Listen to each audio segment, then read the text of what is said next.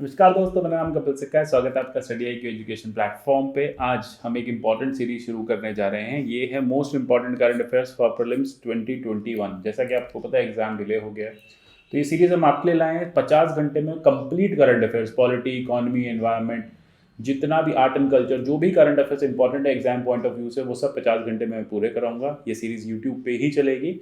आपको रोज इस सीरीज को आके यहाँ पे देखना है।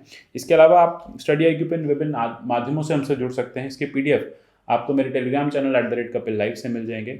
आप मुझे @कपिल सिक्का ट्विटर हैंडल पे भी फॉलो कर सकते हैं। जैसा मैंने प्रॉमिस किया है, जुलाई 2020 से अप्रैल 2021 तक के करंट अफेयर्स होंगे, कॉम्प्रिहेंसिव कवरेज होगा। अगर आप कोई भी यूपीएससी, एसएससी, ईपीएफओ, बैंकिंग जैसे एग्जाम दे रहे हैं तो बहुत इंपॉर्टेंट सीरीज डाउट क्लियरिंग रहेगी। पीडीएफ्स जो हैं वो आपको मिल जाएंगे टेलीग्राम पे। तो शुरू करते हैं। सबसे पहले हम स्टार्ट करेंगे पॉलिटी सेक्शन के करंट अफेयर्स।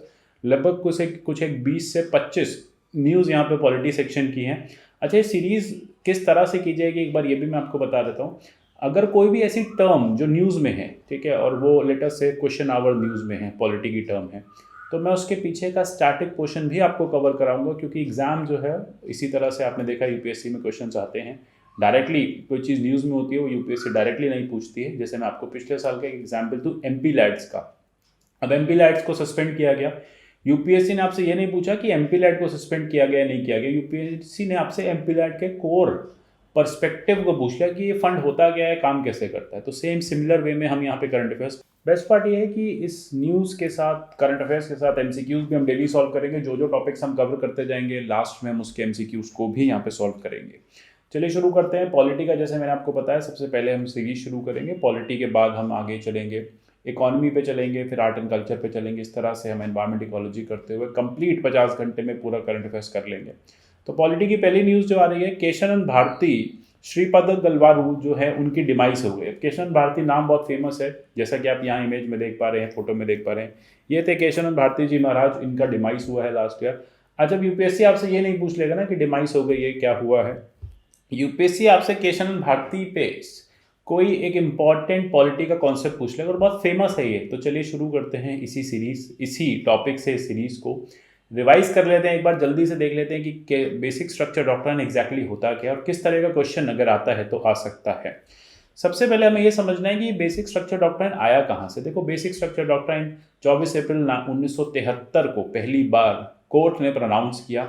इसे डॉक्ट्राइन ऑफ इम्प्लाइड लिमिटेशन पे भी रखा गया था। ये डॉक्ट्राइन ऑफ इम्प्लाइड लिमिटेशन आपने लिया था जर्मनी के वाइमार कॉन्स्टिट्यूशन से। मतलब आपकी कोर्ट ने लिया था जर्मनी के वाइमार कॉन्स्टिट्यूशन से। तो कभी पूछा जाए कि क्या बेसिक स्ट्रक्चर का कुछ और हिस्टोरिकल बैकग्राउंड भी है, बिल्कुल है। जर्मनी का वाइमार कॉन्स्टिट्यूशन कहता है डॉक्ट्राइन ऑफ इम्प्लाइड लिमिटेशन। वो ये कहता है कि सरकारें जो हैं वो पूरी तरह से संविधान को नहीं बदल सकती, कुछ तो लिमिटेशंस हैं उनकी पावर पे, यानी उनकी शक्तियों पे कुछ रोक है। वही है डॉक्ट्राइन ऑफ इम्प्लाइड लिमिटेशन, ठीक है। तो इसी से हमारा एक डॉक्ट्राइन बना, डॉक्ट्राइन ऑफ बेसिक स्ट्रक्चर। अब डॉक्ट्राइन ऑफ बेसिक स्ट्रक्चर जानने से पहले हमें थोड़ा सा हिस्ट्री में जाना पड़ेगा। हमें चलना पड़ेगा 1951 के शांकरी प्रसाद केस पे। जैसा कि आपको पता है, 1951 से पहले जब हमने अपने संविधान को लागू किया तो देश में एक बड़ी प्रॉब्लम चल रही थी, वो थी लैंड रिफॉर्म्स की। अब इक्वालिटी को हम प्रमोट करना चाहते थे, इक्वालिटी को हम डिस्ट्रीब्यूशन करना चाहते थे लैंड रिसोर्सेज का, हम डिस्ट्रीब्यूशन करना चाहते थे इकोनॉमिक रिसोर्सेज का। लेकिन गवर्नमेंट के पास कुछ इश्यूज आ रहे थे। कुछ गवर्नमेंट जो है वो लिमिटेड फील कर रही थी कुछ पर्सपेक्टिव से, और वो थे कि हैव्स और हैव नॉट्स के बीच में एक बहुत ज़्यादा डिफरेंस था। गवर्नमेंट ने जब शुरू किया आर्टिकल 14, आर्टिकल 15 को इम्प्लीमेंट करना, तो वहाँ पे एक और आर्टिकल था हमारे पास 19 में, राइट टू प्रॉपर्टी। वो रोक रहा था सरकार को कि आप जमींदारों से लैंड लेके लैंडलेस को लैंड नहीं डिस्ट्रीब्यूट कर सकते, क्योंकि राइट टू प्रॉपर्टी एक फंडामेंटल राइट है। इसी के चलते बार बार जितनी बार स्टेट गवर्नमेंट्स ने कोशिश की लैंड रिफॉर्म्स करने की, उतनी बार लोग कोर्ट गए। और उसी में सबसे पहला, सबसे इंपॉर्टेंट केस जो हमें देखने को मिला वो था शांकरी प्रसाद वर्सेस यूनियन ऑफ इंडिया। अब इसमें देखो, जमींदारी को लेके गए थे, जमींदारी एक बहुत बड़ी प्रॉब्लम थी। स्टेट गवर्नमेंट जो है वो जमींदारी को हटा नहीं पा रही थी। तो स्टेट गवर्नमेंट को लगा कि हम एक काम कर देते हैं, हम एक अमेंडमेंट 1 डाल देते हैं कॉन्स्टिट्यूशन में। ये अमेंडमेंट 1 क्या करेगा, ये अमेंडमेंट 1 जो हमने फंडामेंटल राइट दिया है, तब उस समय अमेंडमेंट कॉन्स्टिट्यूंट असेंबली ने ही किया था। तो याद रखिएगा कि जो कॉन्स्टिट्यूंट असेंबली थी 1952 तक वही केयर टेकर गवर्नमेंट थी, एक तरह से प्रोविजनल गवर्नमेंट थी। अब प्रोविजनल गवर्नमेंट बैठी, उसने कहा कि यार हमसे गलती हो गई, हमने राइट टू प्रॉपर्टी अनलिमिटेड दे दिया, हमें उसको थोड़ा सा लिमिट करना पड़ेगा, हमें उस पर थोड़ी सी रोक लगानी पड़ेगी, अनलिमिटेड राइट टू प्रॉपर्टी हम नहीं दे सकते। तो क्या किया, फर्स्ट अमेंडमेंट किया, आर्टिकल 31A डाला। आर्टिकल 31A में ये डाला कि स्टेट जो है, यानी जो सरकार जो है, वो प्रॉपर्टी को ले सकती है, वो कोई भी कॉन्स्टिट्यूशन में ऐसा आर्टिकल नहीं है जो उसको रोक पाएगा। अब इस फर्स्ट अमेंडमेंट एक्ट को चैलेंज किया गया, ये कहा गया कि एक तरफ सरकार ये कह रही है कि आपके पास फंडामेंटल राइट है, दूसरी तरफ अगर आप आर्टिकल 13 को पढ़ेंगे तो वहां लिखा है कि सरकार फंडामेंटल राइट को, या पार्लियामेंट जो है वो फंडामेंटल राइट को अमेंड नहीं कर सकती, और ये फर्स्ट अमेंडमेंट के थ्रू आप अमेंडमेंट से हमसे प्रॉपर्टी कैसे ले सकते हो। तो बहुत सारे जमींदार मिलकर कोर्ट चले गए और उसी में एक केस बना, शांकरी प्रसाद वर्सेस यूनियन ऑफ इंडिया 1951। अब शांकरी प्रसाद वर्सेस यूनियन ऑफ इंडिया में क्या चीज़ चेक की गई, वैलिडिटी चेक की गई 31A और 31B की। ये कहा गया कि जब आर्टिकल 13 कहता ही नहीं है, अलाउ ही नहीं करता पार्लियामेंट फंडामेंटल राइट्स को अमेंड कर पाए, तो यहाँ फंडामेंटल राइट्स अमेंड हुए कैसे। कोर्ट ने इस पूरे के पूरे प्रकरण को पढ़ा, कोर्ट ने देखा कि क्या इस आर्टिकल के पीछे का रीजन, क्या इस अमेंडमेंट के पीछे का रीजन था, क्या इश्यूज थे। कोर्ट भी चाहता था सोशियो इकोनॉमिक डेवलपमेंट हो, लैंडलेस को लैंड मिले, जमींदारों से एक्स्ट्रा लैंड ले लिया जाए, ठीक है, तो लैंड सीलिंग हो, तो ये बहुत सारी चीज़ें कोर्ट चाहता था। और इक्वालिटी जो है वो सबको, मतलब इक्वालिटी जो है वो इंश्योर की जाए। आर्टिकल 14 का जो पूरा सिनेरियो है, जो पर्सपेक्टिव है, जो बेसिक एडिफाइस है, वो भी साथ ही साथ लागू हो। तो कोर्ट ने कहा कि देखो ठीक है, हम ये बात समझते हैं, जमींदारों से हम आपकी बात समझते हैं कि प्रॉपर्टी जो है वो आपका फंडामेंटल राइट है, बिल्कुल है, तो लेकिन आपके पास तो एक्सेस में प्रॉपर्टी है, बहुत सारी प्रॉपर्टी है, तो अब आप सारी प्रॉपर्टी लेके क्या करोगे, ठीक है। तो इसलिए अगर सरकारें लैंड सीलिंग कर रही है, लैंड रिफॉर्म्स कर रही है, तो हम उसको रोकेंगे नहीं। और उस लैंड रिफॉर्म करने में अगर किसी एक जने का या कुछ लोगों का, लेटर से 1000 लोगों का भला करने के लिए अगर 10 लोगों का नुकसान हो भी रहा है, तो हम ये चीज़ अलाउ करेंगे। और यही कोर्ट ने कहा कि फंडामेंटल राइट जो है उनको अमेंड किया जा सकता है अंडर आर्टिकल 368, ठीक है, बिल्कुल अमेंड कर सकते हैं। पार्लियामेंट के पास पूरी पावर है कि वो फंडामेंटल राइट्स को अमेंड कर सकती है और उसे कोई नहीं रोक सकता। अच्छा, एक चीज़ और यहाँ पे कोर्ट ने बहुत नैरो इंटरप्रेट की, यहाँ पे वर्ड लिखा था कि क्या आर्टिकल 13 अलाउ करता है, तो वो बोले आर्टिकल 13 में जो अमेंडमेंट है, आर्टिकल 13 में वर्ड है लॉ, हम अमेंडमेंट को लॉ मानेंगे ही नहीं, हम अमेंडमेंट को मियर एक पार्लियामेंट्री प्रोसीजर मान के अलाउ कर देंगे। तो ये एक बड़ी कन्फ्यूजन क्रिएट हो गई, क्योंकि आर्टिकल 13 तो ये कहता है कि सरकार कोई भी लॉ नहीं लाएगी, पार्लियामेंट कोई भी लॉ नहीं लाएगी जो फंडामेंटल राइट्स को अमेंड कर पाए। कोर्ट ने यहाँ पे डेफिनेशन ही नलीफाई कर दिया। कोर्ट ने कहा कि हम अमेंडमेंट को लॉ मान ही नहीं रहे, हम तो कह रहे हैं अमेंडमेंट एक कॉन्स्टिट्यूशनल प्रोसीजर है, एक पार्लियामेंट्री प्रोसीजर है, जो पार्लियामेंट को करने की पूरी पावर है। अब ये चीज़ आगे चली, यहाँ पे कोर्ट ने, जैसा मैंने आपको बताया, कोर्ट ने यही कहा कि डॉक्ट्राइन ऑफ हार्मोनियस कंस्ट्रक्शन, तो ये टर्म समझ लो होता क्या है, इस तरह के टॉपिक्स प्रीलिम्स में पूछे जा सकते हैं। हार्मोनियस कंस्ट्रक्शन ये कहता है कि लेटस से दो ऐसे आइडियाज हैं, एक है आर्टिकल 19 जो कि है फंडामेंटल राइट, दूसरा है आर्टिकल 46 जो कि है डीपीएसपी। अब डीपीएसपी ये कहता है कि सोशली इकोनॉमिकली बैकवर्ड लोगों के लिए, सोशली एजुकेशनली बैकवर्ड लोगों के लिए, या बैकवर्ड क्लास ऑफ सिटीजन के लिए सरकार नीतियां बनाए। सरकार ने नीति बनाई, क्या नीति बनाई, लैंड रिफॉर्म एक्ट लेके आई। लेकिन दूसरी तरफ आर्टिकल 19 ये कह रहा है कि नहीं, राइट टू प्रॉपर्टी जो है वो फंडामेंटल राइट है। तो एक चीज़ ये भी कोर्ट के सामने रखी गई कि आर्टिकल 19 एक फंडामेंटल राइट है, आप एक डीपीएसपी इंप्लीमेंट करने के लिए एक फंडामेंटल राइट का इन्फ्रिंजमेंट का हनन कैसे कर सकते हैं, ये तो अलाउड ही नहीं है, ये तो हो ही नहीं सकता। कोर्ट ने कहा देखो, हम यहाँ पे डॉक्ट्रिन ऑफ हार्मोनियस कंस्ट्रक्शन लगाएंगे, मतलब हम दोनों के बीच में समन्वय बिठाएंगे। अगर हमें लगता है कि 10 लोगों का, अगर हमें लगता है कि 1000 लोगों का भला करने के लिए हमें 10 लोगों का थोड़ा सा नुकसान करना भी पड़े, तो हम उसको करने देंगे। इसी को कहते हैं हार्मनी, कि दोनों के बीच में एक हार्मनी बनाना। हम 10 लोगों से पूरी प्रॉपर्टी नहीं ले रहे, उनके पास इतनी प्रॉपर्टी छोड़ रहे हैं कि वो अपना गुजारा बसर कर पाए, अच्छे से रह पाए, लेकिन जो लैंडलेस हैं, जिनके पास बिल्कुल लैंड नहीं, उनको हम एक्स्ट्रा सरप्लस लैंड ट्रांसफर कर रहे हैं। तो यहाँ पे कोर्ट ने कहा कि बिल्कुल हम ये नहीं देखेंगे कि फंडामेंटल राइट सुप्रीम है, हम ये नहीं देखेंगे डीपीएसपी सुप्रीम है, हम तो ये देखेंगे कि दोनों प्रोविजंस को इफेक्टिवली इंप्लीमेंट करना ज़रूरी है। यहाँ पे स्टेट की एक ड्यूटी है कि वो इंश्योर करे सोशल जस्टिस, और दूसरी तरफ ये भी ड्यूटी है कि हाँ, जिनकी लैंड है उनसे सारी लैंड ना ले ली जाए, कुछ एक रिफॉर्म्स के थ्रू लैंड ली जाए। तो यहाँ पे कोर्ट ने ये कहा कि बिल्कुल फंडामेंटल राइट को अमेंड करने की पावर पार्लियामेंट के पास है। अब इस तरह के मुद्दे चलते रहे, बहुत सारे केसेस होते रहे देश भर में, जो स्टेट गवर्नमेंट्स है वो नए नए एक्ट्स लाती रही, लैंड रिफॉर्म्स करते रहे। अब इस लैंड रिफॉर्म में बार बार स्टेट्स पे नए नए इश्यूज होते रहे, नए नए केसेस बनते रहे। अब 1965 में सारे केसेस पहुंचे फिर से सुप्रीम कोर्ट, जब गवर्नमेंट ने 17th अमेंडमेंट के थ्रू शेड्यूल 9 को कुछ और पावर्स दे दी। अब यहाँ पे ये कहा कि 17th अमेंडमेंट में ये कहा गया कि ये हम स्टेट की डेफिनेशन को बढ़ा रहे हैं, हम ये प्रॉपर्टी भी ले सकते हैं, वो प्रॉपर्टी भी ले सकते हैं। मतलब आप ये समझे कि गवर्नमेंट ने फर्दर या पार्लियामेंट ने फर्दर राइट टू प्रॉपर्टी को और ज़्यादा लिमिटेड कर दिया। बोले और ज़्यादा कम मिलेगा राइट टू प्रॉपर्टी। जो पहले 1951 में अनलिमिटेड था, वो टाइम के साथ साथ लिमिटेड बनने लग गया। तो एक ये बड़ी प्रॉब्लम हुई। अब यहाँ पे फिर से सब कोर्ट गए, कोर्ट में फिर से यही पूछा गया कि क्या गवर्नमेंट या पार्लियामेंट जो है वो फंडामेंटल राइट्स को अमेंड कर सकती है। तो फिर फाइनली फिर से वही हुआ कि बिल्कुल कर सकती है। जो चीज़ पहले शांकरी प्रसाद में बोली गई थी वही सज्जन सिंह में रिपीट की गई। एग्जैक्टली कोर्ट बिल्कुल वैसे ही बैठा हुआ था, वैसे ही बोला कि देखो सोशल जस्टिस करना बहुत ज़रूरी है, बहुत नेसेसरी है। लोगों को जिनके पास जो लैंडलेस हैं उनको लैंड देना बहुत नेसेसरी है। इसलिए हम यहाँ पे अलाउ कर रहे हैं कि पार्लियामेंट जो है उसके पास पावर है फंडामेंटल राइट्स को अमेंड करने की।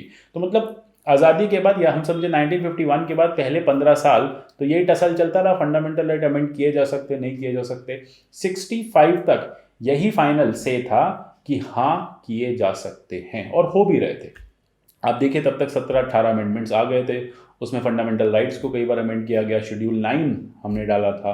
तो बहुत सारे अमेंडमेंट्स आप देखेंगे, आर्टिकल 31 को कितनी बार अमेंड किया, 31A 31B, फिर आगे जाके 31C भी आएगा। वहीं हमने आर्टिकल 19 में राइट टू प्रॉपर्टी को लिमिटेड कर दिया। तो ये सारी चीज़ें आप देखेंगे कि पार्लियामेंट जो है वो टाइम के साथ साथ करती रही। अब बात आगे बढ़ी, बात चलती है पंजाब की बात है 1967 की। गोलकनाथ फैमिली थी, 500 एकड़ के इनके फार्म्स थे। अब पंजाब गवर्नमेंट ने लैंड रिफॉर्म्स एक्ट पास किया, लैंड सीलिंग एक्ट पास किया और गोलकनाथ फैमिली से एक्स्ट्रा लैंड ले लिया। अब समझे 500 एकड़ ज़मीन किसी से ले ली जाए तो कितना बुरा लगेगा। वही हुआ, गोलकनाथ फैमिली को बहुत ख़राब लगा। वो बोले हम तो कोर्ट जाएंगे। तो किसी ने बताया कि अरे नहीं, सज्जन सिंह ने तो कहा था कि फंडामेंटल राइट है, आपका फंडामेंटल राइट नहीं है और पार्लियामेंट जो है वो अमेंड कर सकती है। तो गोलकनाथ फैमिली कहते हैं हमें नहीं पता, हम तो जाएंगे, क्योंकि हमें ऐसा लगता है कि पार्लियामेंट के पास फंडामेंटल राइट अमेंड करने की पावर नहीं है। और बिल्कुल ऐसा ही हुआ। जब कोर्ट पहुंचे, इसमें फेमस जो एडवोकेट थे जो जिस समय रिप्रेजेंट कर रहे थे, नानी पालकी वाला फेमस थे। पालकी वाला जानते थे कैसे कोर्ट काम करता है। वो चले गए गोलकनाथ की तरफ से कोर्ट में दलील दी गई कि देखिए जज साहब, पार्लियामेंट जो है वो क्रिएटर ऑफ द कॉन्स्टिट्यूशन नहीं है, वो क्रिएचर ऑफ द कॉन्स्टिट्यूशन है। मतलब पार्लियामेंट को कॉन्स्टिट्यूशन ने बनाया है, कॉन्स्टिट्यूशन को पार्लियामेंट ने नहीं बनाया। तो पार्लियामेंट सुप्रीम नहीं है, कॉन्स्टिट्यूशन सुप्रीम नहीं है, सुप्रीम है पार्लियामेंट। इसलिए पार्लियामेंट कॉन्स्टिट्यूशन को अमेंड नहीं कर सकती है, दलील रखी गई। और बात सही भी है। अगर मैं आपसे पूछूं कि आपकी कंट्री में कौन सुप्रीम है, तो देखो सुप्रीम कॉन्स्टिट्यूशन है। कॉन्स्टिट्यूशन पावर देता है पार्लियामेंट को, जिसके पेरिफेरी में, जिसके अंदर ही वो काम करती है। यानी जैसा कॉन्स्टिट्यूशन में लिखा हुआ है पार्लियामेंट वैसे ही काम करती है। तो यही जज साहब को समझाया क्या कि देखो जज साहब, पार्लियामेंट जो है वो क्रिएटर नहीं है, वो क्रिएचर है। मतलब पार्लियामेंट बनाई गई है संविधान द्वारा, तो इसलिए संविधान हमारा सुप्रीम है, संविधान सर्वोपरि है। और जब संविधान सर्वोपरि है तो उसको अमेंड नहीं कर सकते, फंडामेंटल राइट्स को अमेंड नहीं किया जा सकता। पार्लियामेंट के पास पावर नहीं है, अमेंडमेंट करना है तो फिर से कॉन्स्टिट्यूएंट असेंबली को बिठाओ।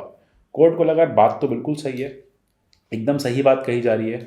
तो कोर्ट ने बहुत ज़्यादा इस पर विचार विमर्श किया और कोर्ट ने यही कहा कि पार्लियामेंट जो है वो फंडामेंटल राइट्स को बिल्कुल अमेंड नहीं कर सकती, और अगर अमेंडमेंट करना है तो फिर एक नई कॉन्स्टिट्यूएंट असेंबली को बिठाना पड़ेगा।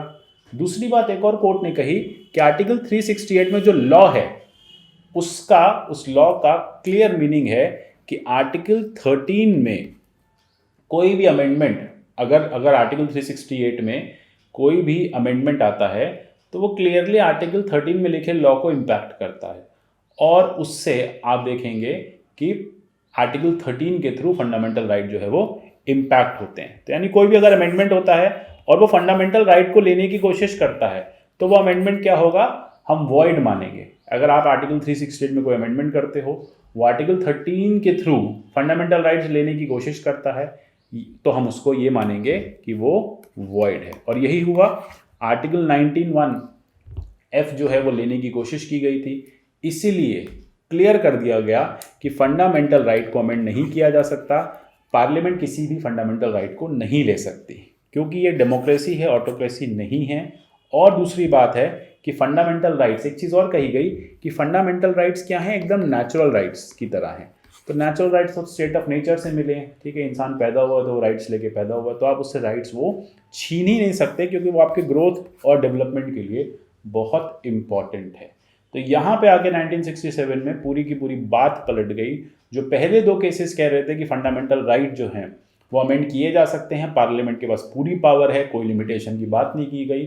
1967 में एक केस में, गोलकनाथ केस में, ये कह दिया गया कि ना तो पार्लियामेंट के पास पावर है अमेंड करने की, ना पार्लियामेंट अमेंड कर सकती है, और अगर पार्लियामेंट ने फंडामेंटल राइट लेने की कोशिश की तो हम उसे नल एंड वॉइड कर देंगे। और उसके अलावा अगर पार्लियामेंट को कोई भी अमेंडमेंट लाना है फंडामेंटल राइट्स में, कॉन्स्टिट्यूशन में, तो फिर वो एक नई कॉन्स्टिट्यूंट असेंबली बनाए और उसके थ्रू अमेंडमेंट लाए, खुद से अमेंडमेंट ना करे। अब गोलकनाथ में हुए इस फियास्को का सरकार को तो जवाब देना ही था। तो इंदिरा गांधी गवर्नमेंट को लगा कि अरे ये कैसे, मेरे से सारी पावर्स ले ली अमेंड करनी कॉन्स्टिट्यूशन। तो फिर लग गई सरकार, पार्लियामेंट अपने काम पे लग गई। 24वां अमेंडमेंट लेके आते हैं 1971 में। 13 और 368 को अमेंड कर दिया जाता है और ये लिख दिया जाता है कि सरकार के पास पूरी पावर है, पार्लियामेंट के पास पूरी पावर है कि हम कॉन्स्टिट्यूशन को, फंडामेंटल राइट्स को अमेंड कर सकते हैं, और इसको कोर्ट भी जो है वो रिव्यू ना करे, ठीक है, हमारे किसी भी अमेंडमेंट को कोर्ट रिव्यू ना करे।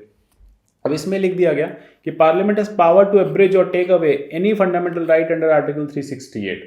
और हम कोई भी फंडामेंटल राइट को लेते हैं 368 में अमेंडमेंट के बाद, तो आप उसको आर्टिकल 13 में लॉ नहीं मानेंगे। तो ये बात बहुत स्पष्ट लिख दी गई।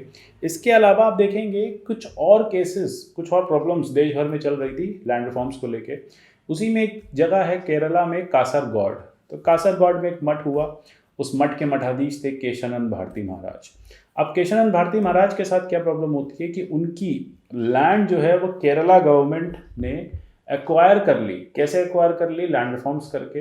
अब वो ये कहते हैं कि आर्टिकल 26 को अगर आप पढ़ो अपने कॉन्स्टिट्यूशन के, तो उसमें क्लियरली लिखा है कि रिलीजियस एंडाउमेंट्स जो हैं या फिर जो रिलीजियस ट्रस्ट हैं वो लैंड को मैनेज कर सकते हैं, और सरकारें उनको लैंड को मैनेज करने की, या पार्लियामेंट उसको उनको लैंड को मैनेज करने की पूरा फंडामेंटल राइट देती हैं।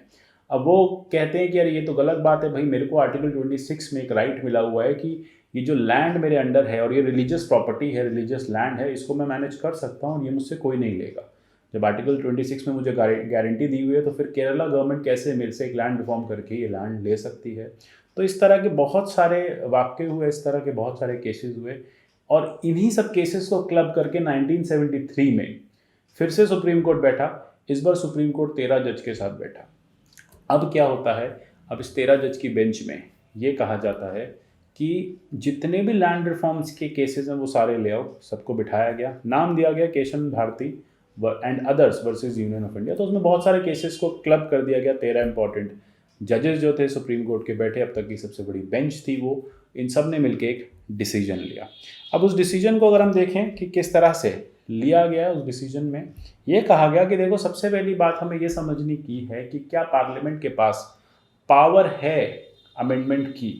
बोलते हैं बिल्कुल पार्लियामेंट के पास पावर तो है अमेंडमेंट की, अक्रॉस द वर्ल्ड है, उन्होंने सारे वर्ल्ड के कॉन्स्टिट्यूशन देखे, भाई कॉन्स्टिट्यूशन लिखा है, कॉन्स्टिट्यूशन दिया गया है पार्लियामेंट को, पार्लियामेंट कौन सा देश चला रही है, तो फिर उसको समय के साथ साथ वो उसको अमेंड करेगी। दूसरा सवाल ये पूछा गया, अच्छा ये तो ठीक है, क्या वो पावर अनलिमिटेड है? तो बोलते हैं अनलिमिटेड नहीं हो सकती कोई चीज़, क्योंकि अगर अनलिमिटेड हो जाएगी तो पार्लियामेंट जो है वो डिक्टेटर बन जाएगी, ठीक है, पार्लियामेंट लोगों के राइट्स छीनने लग जाएगी और लोग उसमें कुछ नहीं कर पाएंगे। तो बोले हम ये तो कह सकते हैं कि हाँ, पार्लियामेंट के पास पावर है, लेकिन वो जो पावर है वो अनलिमिटेड नहीं होगी कॉन्स्टिट्यूशन को अमेंड करने की, और पार्लियामेंट जो है वो किसी भी तरह का अमेंडमेंट कर सकती है। केशवानंद भारती में 7:6 जजमेंट से आया फाइनल डिसीजन, और ये कहा गया कि पार्लियामेंट बिल्कुल कोई भी पार्ट अमेंड कर सकती है कॉन्स्टिट्यूशन का, प्रोवाइडेड वो बेसिक स्ट्रक्चर या एसेंशियल फीचर्स जो है कॉन्स्टिट्यूशन के, उनको हैम्पर नहीं करे या उनको चेंज ना करे। अब ये टर्म बेसिक स्ट्रक्चर न्यूज़ में आ गई और इसलिए हम पूरा ये डिस्कशन कर रहे हैं कि बेसिक स्ट्रक्चर होता क्या है। देखो बेसिक स्ट्रक्चर की कोई डेफिनेशन नहीं है, पॉइंट नंबर 1।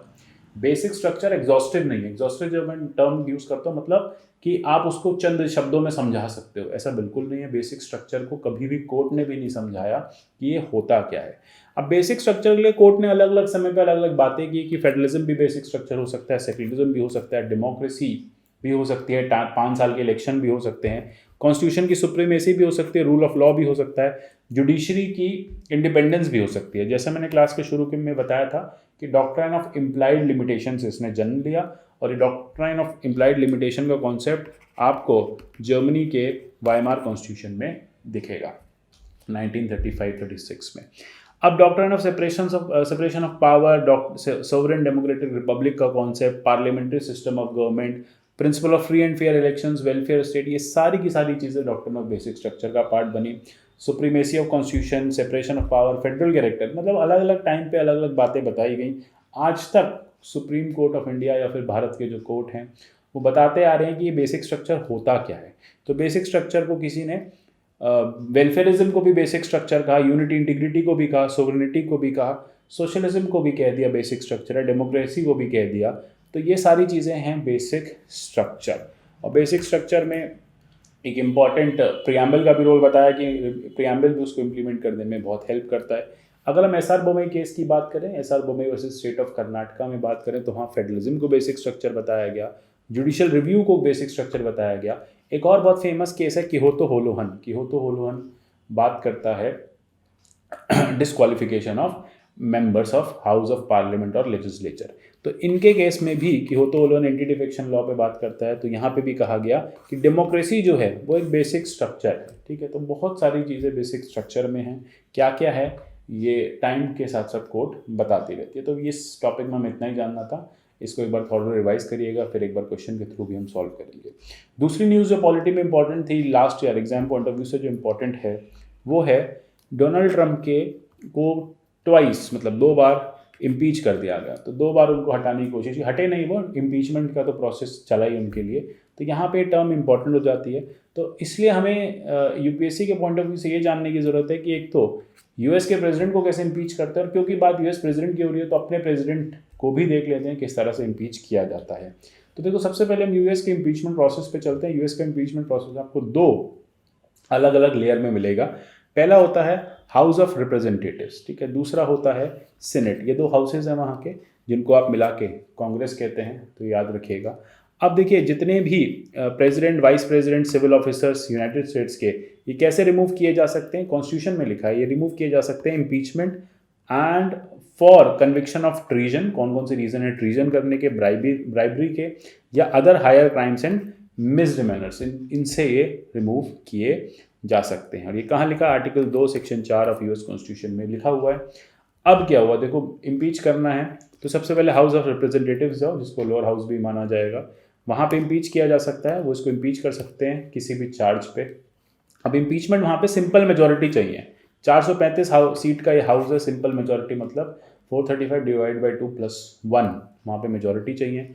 अगर यहाँ पे पास हो जाता है तो मेंबर को प्रोसिक्यूट कर दिया जाता है, वहाँ से तो प्रोसिक्यूट कर दिया जाता है, फिर आगे सेनेट में भेजा जाता है। सेनेट 100 मेंबर के एक हाउस होता है। अब सेनेट में थोड़ा सा मुश्किल हो जाता है इम्पीचमेंट लाना, और यही हो रहा है। ट्रम्प के साथ भी यही हुआ था कि सेनेट में लाना मुश्किल हो जाता है। अब सेनेट जो है वो भी इम्पीचमेंट ट्रायल का, वो इम्पीचमेंट ट्रायल अब सेनेट करेगी।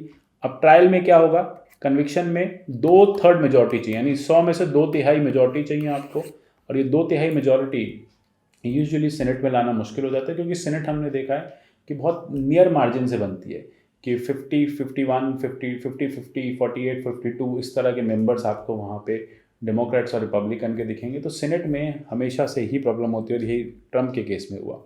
दूसरी चीज़ हमें ये जानने की ज़रूरत है कि आज तक यूएस का कोई प्रेसिडेंट इम्पीच किया, तो कोई इम्पीचमेंट तो बहुत हुए, लेकिन 243 ईयर्स की जो हिस्ट्री है, किसी भी यूएस प्रेसिडेंट को रिमूव नहीं किया गया इम्पीचमेंट के थ्रू। आइडिया बस यही हो जाता है कि सेनेट में आके केस रुक जाता है, खुद ही वो लोग या तो रिज़ाइन कर दें या फिर उनकी जगह पे वाइस प्रेसिडेंट जो है वो टेक ओवर कर ले उनके रेजिग्नेशन के बाद। तो एंड्रयू जॉनसन को पहली बार इम्पीच करने की कोशिश की गई थी 151 साल पहले, ठीक है। उसके बाद आप देखेंगे कि सीनेट के वोट से वो बच गए। फिर रिचर्ड निक्सन के केस में आप देखेंगे इन पे भी इम्पीचमेंट की इंक्वायरी चली। उसके बाद आप बिल क्लिंटन पे देखेंगे कि इन पे भी मोनिका लेविस्की को लेके, उनसे रिलेशंस को लेके इम्पीचमेंट जो है वो बैठा था, कन्विक्ट नहीं हो पाए। सबसे बड़ी बात ये हो जाती है। तो अपनी टर्म तक ऑफिस उन्होंने पूरा किया। तो इम्पीचमेंट का प्रोसेस शुरू किया गया, कभी पूरा नहीं हुआ।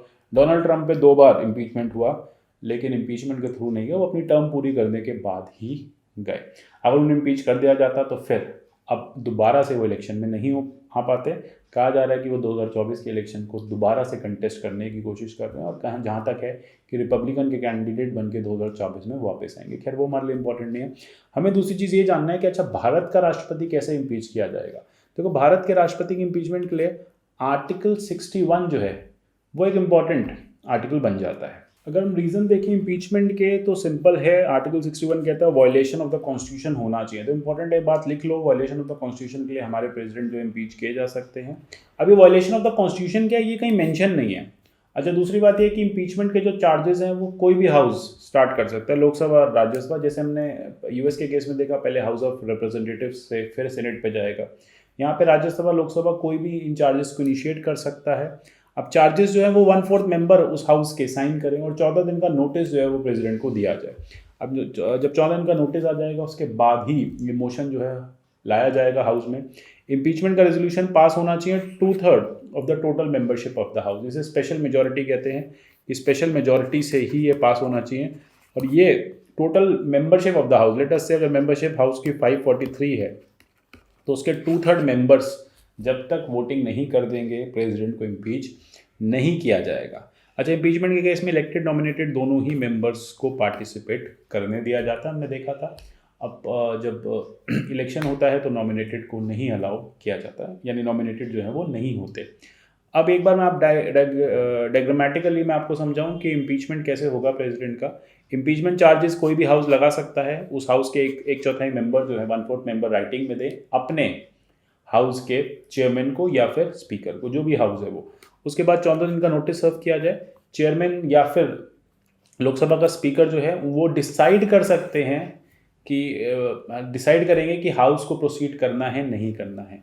कोई ड्यूरेशन नहीं दी हुई है कितने दिनों में डिसाइड किया जाएगा। फाइनली वोटिंग जो है फिर वो होगी। वोटिंग होने के बाद चार्जेस एक हाउस जो है वो एक हाउस तो उसको ओके कर देगा, दूसरा हाउस जो है वो इन्वेस्टिगेट करेगा चार्जेस को। तो पहले हाउस के बाद दूसरे हाउस में जाएगा, दूसरे हाउस में इन्वेस्टिगेशन होगा। पहले हाउस में कोई इन्वेस्टिगेशन नहीं होगा। क्यों नहीं होगा? देखो सिंपल सी बात है, पहला हाउस तो पहले से ही प्रिपेयर्ड था, उसको पता है क्या रीज़न है, उसके पास चार्जेस हैं, उसको चार्जेस को इन्वेस्टिगेट करने की ज़रूरत नहीं है। दूसरे हाउस को नहीं पता क्या रीज़न है, इसलिए वो चार्जेस को इन्वेस्टिगेट कर रहा है। जो फर्स्ट हाउस से रिपोर्ट आएगी उसके अकॉर्डिंग सेकेंड हाउस पे चार्जेस को इन्वेस्टिगेट करने का पूरा राइट है, ड्यूटी इनफैक्ट उनकी। और यहाँ पे प्रेसिडेंट को पूरा राइट है कि वो या तो खुद भी प्रेजेंट हो सकते हैं या फिर रिप्रेजेंटेशन के थ्रू आ सकते हैं। अगर दूसरे हाउस ने भी स्पेशल मेजॉरिटी से पास कर दिया तो सेम डे प्रेसिडेंट जो है वो अपने ऑफिस से जो है वो इम्पीच्ड माने जाएंगे। यहाँ पे जैसे मैंने बार बार टर्म यूज़ किया स्पेशल मेजॉरिटी, तो special majority 2/3 of the total membership of the house यहाँ पे है।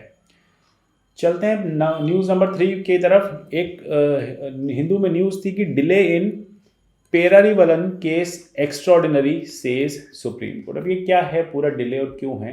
देखो यहाँ पे आइडिया सिर्फ यही है कि हमें पार्डनिंग पावर्स के बारे में जानना है। यहाँ पे जो डिले था वो पार्डनिंग पावर्स को लेके था कि सेंटर ने रेज किया पहली बार कि गवर्नर के पास पावर नहीं है ग्रांट करने की रेमिशन की, वो रेमिशन को दे सके। तो यहाँ पे हमें आर्टिकल 161 पढ़ना है कि ये पॉइंट यहाँ पे रेज किया गया तमिलनाडु गवर्नर को कि आपके पास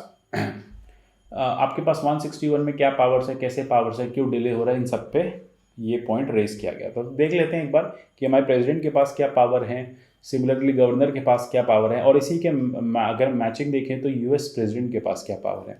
तो अगर आप बात करो पार्डनिंग पावर्स ऑफ प्रेसिडेंट, तो आपके प्रेसिडेंट के पास आर्टिकल 72 में ये 5 तरह की पावर्स होती हैं।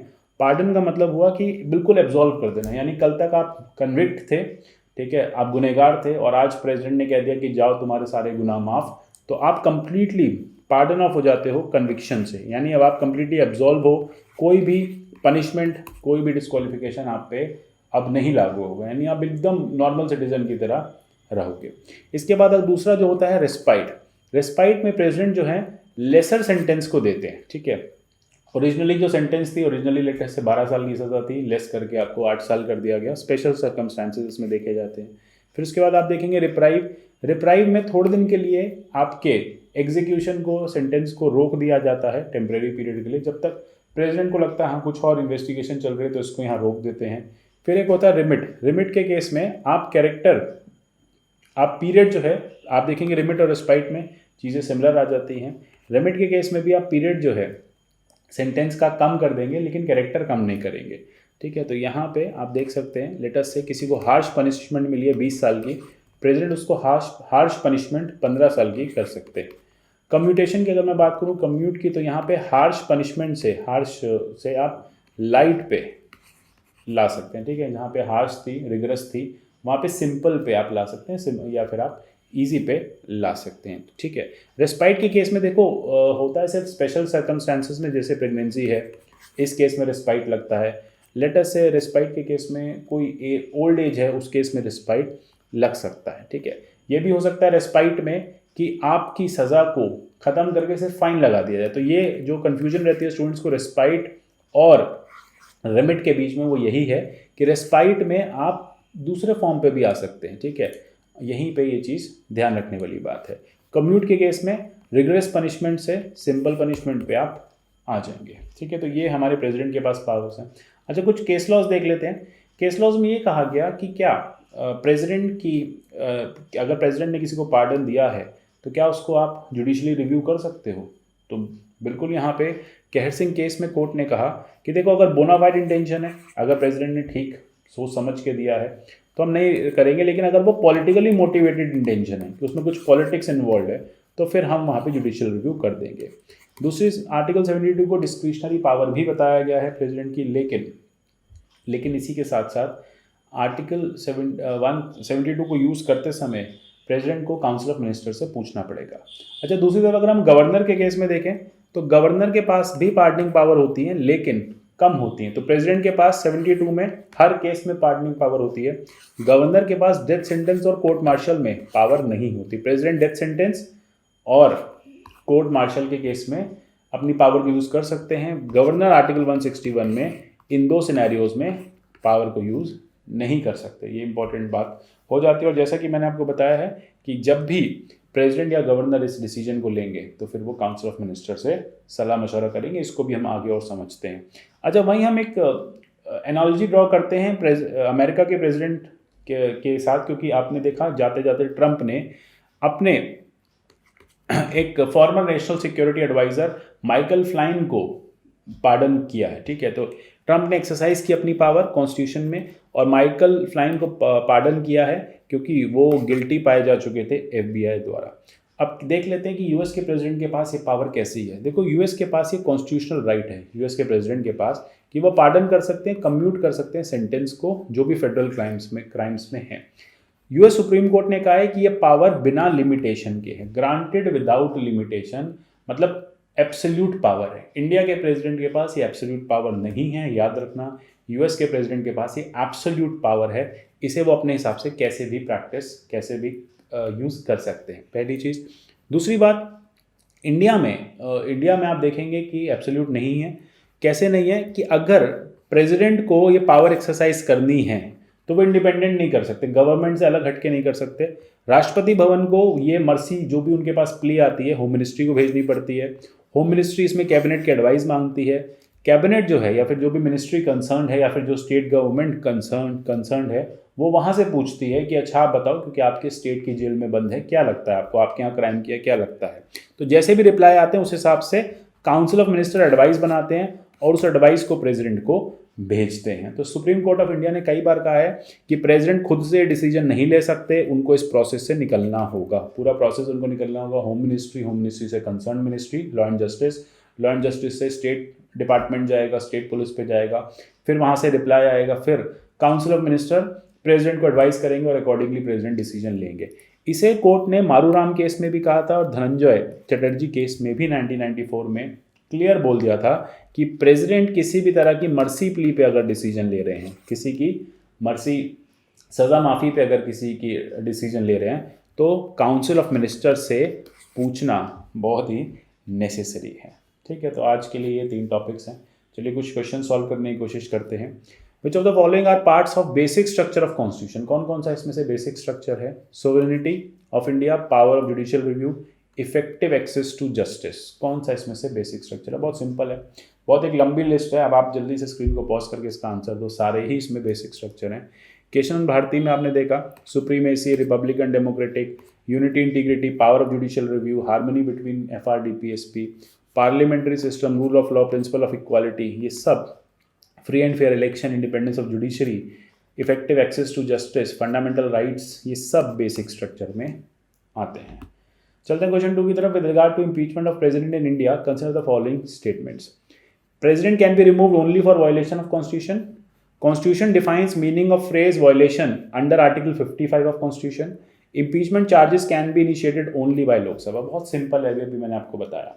सबसे पहली बात आर्टिकल 61, दूसरी बात नो डेफिनेशन मेंशन्ड, तीसरी बात एनी हाउस। तो ये टर्म्स कुछ याद रख लो, बिल्कुल कभी गलत नहीं होगा। तो 2 और 3 रॉन्ग है, ए जो है इसका करेक्ट आंसर बनेगा। ठीक है, अब यहाँ पे आगे चलते हैं। With regard to pardoning power of president governor, consider the following statement. 72 कहता है प्रेसिडेंट के पास पावर्स हैं, आर्टिकल 161 कहता है गवर्नर के पास पार्डन करने की पावर्स हैं। प्रेसिडेंट किसी भी केस में पार्डन कर सकते हैं, ठीक है, लेकिन गवर्नर जो है वो डेथ सेंटेंस के केस में पार्डन नहीं कर सकते। आपको बताना है कौन सा करेक्ट है। अभी हमने डिस्कस किया, क्वेश्चन बहुत सिंपल है, स्क्रीन को पॉज करो, आंसर दो। दोनों ही करेक्ट है। हमने देखा कि गवर्नर कोर्ट मार्शल और डेथ सेंटेंस में पार्डन नहीं कर सकते, प्रेसिडेंट किसी भी केस में पार्डन कर सकते हैं। तो मिलेंगे अब अगले सेशन में और आगे के टॉपिक्स को डिस्कस करेंगे। आशा करता हूँ ये सीरीज़ आपको अच्छी लगेगी। जैसा मैंने प्रॉमिस किया 50 घंटे में पूरे करंट अफेयर्स, ठीक है, सारे टॉपिक्स हम कवर करेंगे, एग्जाम पॉइंट ऑफ व्यू से करेंगे, MCQs भी सॉल्व करेंगे। आपको इस वीडियो को देखते रहना है, लाइक करना है, कमेंट करके बताना है कैसा लगा। आप चैनल को हमारे सब्सक्राइब करके रखिए। मिलते हैं अगले सेशन में, तब तक के लिए good bye, take care and God bless you all.